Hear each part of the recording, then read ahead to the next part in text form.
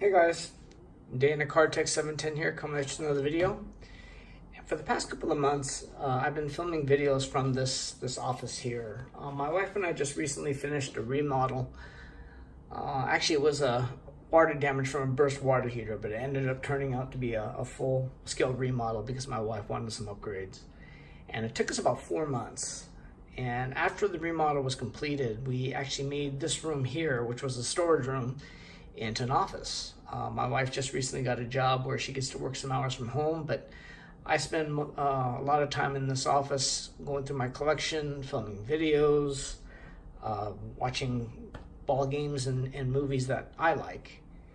And so I started to bring more stuff in here to make this more of a man cave, because I love man caves. I love watching videos of people that filmed their videos at man caves, and you know, it's just kind of like my space. But and I don't have that much stuff in here yet, but I have like my Caddyshack movie poster, one of my favorite movies, my Animal House movie poster, another one of my favorite comedies. I have a couple cases of cards. I have this shelf here, which has a couple of cards on display. It's got like just nothing of real value, but cards that I like. It's the LeBron James, Mike Trout reprint, a Griffey, the Jeter rookie reprint, and a couple of Nolan Ryan cards, as well as like my monster fridge. And the plan was also to buy a card display case. I love card display cases. I love watching videos of people that display theirs. And my plan was to display like my T206 Hall of Fame portrait collection. And my wife was actually okay with that, because she likes, she actually does like the T206s. She thinks they're beautiful, and she appreciates understands that they're, you know, worth quite a bit of money. And she also likes the fact that I do my research and diligence, especially because my research usually comprises of reading this book which she gave me for this past Valentine's Day. And I also wanted to display these cards here, which is part of a set right here. And I've been working on this set for the better part of the past year. And it's the 1967 Philadelphia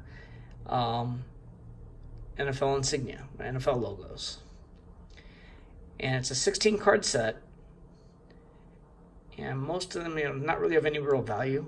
They're, you know, they're not rookie cards or anything, but still, I first saw these sets on a guy named Bart 81 USAF, and as well as another guy named Troy, who has a channel called Packers Corner.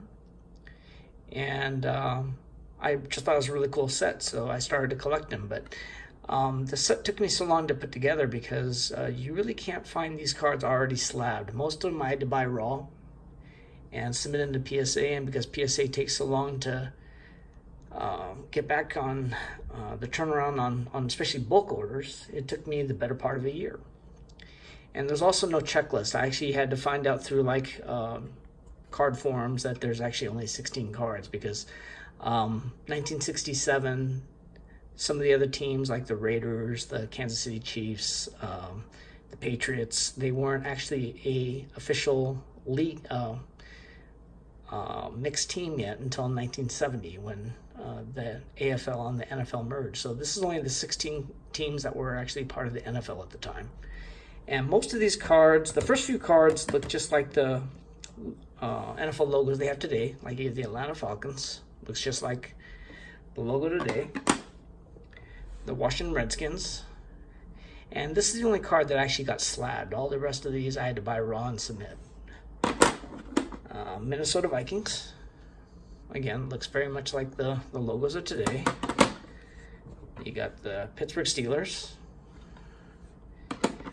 and the New Orleans Saints. After that, some of these logos are definitely are not like the logos that they have today. And one reason the set took me so long to put together was example was the Baltimore Colts. I actually submitted this card here, but it came back with the dreaded miscut. Even though after that I submitted this one, and this one happens to be the exact same size, no difference in the size, but yet PSA dubbed this one a miscut, and this one's just fine. You have the Los Angeles Rams. So the Rams are part of LA, then they moved to St. Louis, and then back to LA again recently. The 1967 Green Bay Packers. This is by far the most expensive and difficult to get of this entire set, because Green Bay Packers just are one of those popular teams. This was the 67 was the tail end of the Vince Lombardi era, very successful era in Green Bay. And this logo is like the state of Wisconsin with like a football player in the Heisman pose, looks like. And maybe you guys know, what did they do with these logos? Did they actually put them on the uniforms? I can't find any cards or pictures where I actually saw this on the actual uniforms. Maybe some of you guys that know a little bit more about this that know what they actually did with these logos. The Philadelphia Eagles, Chicago Bears. This is a really cool looking card. It's just a grizzly bear, and this is one of the few cards that's actually pretty well centered too, even though it's a PSA 4. Cleveland Browns. I don't really know what this character is, but that's the Browns insignia, or Browns logo. Dallas Cowboys. Looks almost like Disney-esque. Football player riding a horse, and it really looks like a Disney cartoon. The 49ers. If you look closely at the shield, there's a 4 and a 9 in there. Detroit Lions. New York Giants. And last, we got the St. Louis Cardinals. When the Cardinals were still in St. Louis, it's just a buff cardinal with the St. Louis arch. And I wanted a Seattle Seahawks card, but I found out that the Seahawks weren't actually an expansion franchise until 1976. So I actually got this one here. It's the 76 Sunbeam, which is a bread company, and it's the Seattle Seahawks logo. But because it's 1976, it's basically the team's rookie year. Anyhow, my wife saw this set, and I told her basically that I wanted to display it here in my man cave, and she actually came to me with a request, which I kind of thought was usually kind of odd. She usually doesn't have a vocal opinion either way of when I buy cards or put sets together, but she asked that what I put on display not make the office look too gaudy, which is kind of a contradiction because man caves in general are usually pretty cluttered, and it's kind of, it's just a representation of what you're about, what you're into. So a little bummed because I put this set together with the idea that I was putting it together as a display. I didn't want it just to go in a box or drawer somewhere. So since I can't display it, this set took me better part of a year, and probably put a couple $100 in there because I had to buy the cards raw and submit it, and oftentimes resubmit cards that were coming back raw. And like my Atlanta Falcons card came back from PSA cracked, and I had to resend that back. And they're usually pretty good about owning up to any shipping mistakes, so they corrected it, but it did take some time to get that card back yet again. And this is one of those sets that's really of only real value if it's sold together as a complete set. And even then, because the cards are like mostly PSA 4s, not exactly the best of grade, I don't really think I'd get, if I sold them on eBay, I don't think I'd get back what I actually put into it. And like I said, I really put this set together with the intention of displaying it, as a set in a man cave. So what I'm going to do instead is I'm going to have a show me your man cave contest. And it's pretty simple. The rules are pretty simple. And here are the rules. So you must be subscribed to my channel. Make sure the man cave has stuff in it. It can be cards, comics, picture frames of your favorite teams, movie posters or movie signs, beer signs, anything to indicate that it's like an actual man cave.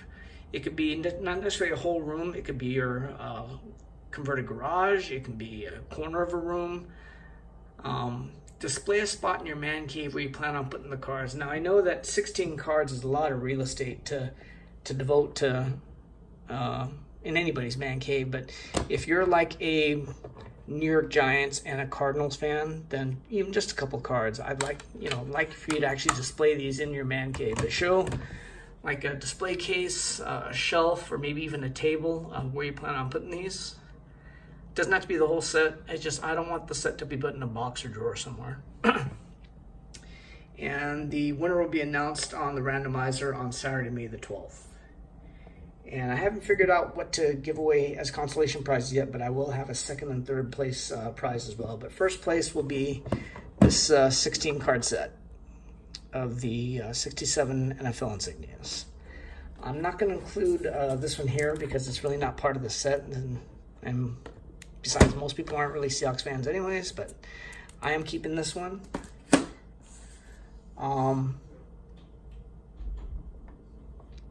Yeah, a little bummed, but at the same time, it's, like I said, I love watching videos of people filming from the man cave, so I'd appreciate your videos. And if you guys have any questions on any of these cards, or if you want to see better pictures, or I can answer any questions about them, just go ahead and comment below.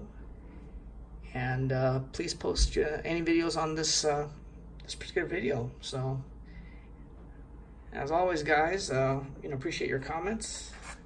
Look forward to seeing your man caves, and until next time, guys, thanks for watching.